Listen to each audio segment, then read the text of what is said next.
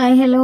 మా అమ్మ వాళ్ళ ఇంటి నుంచి చామంతి మొక్క తెచ్చుకున్నానండి. దానికి కుండీ మట్టి కావాలి, వెళ్దాము నర్సరీకి అని చెప్పేసి మా వారిని భోగి రోజు నుంచి అడుగుతున్నాను. అప్పటి నుంచి తనకి కుదరక సరే వెళ్దాం అని చెప్పేసి ఈ రోజు సండే కుదిరిందండి. ఎర్లీ మార్నింగ్ సరే వెళ్దాం అనుకుంటే ఎర్లీ మార్నింగ్ నర్సరీ ఓపెన్ లో ఉండదు కదా అని చెప్పి అందులో ఫుల్ పొగమంచు అండి.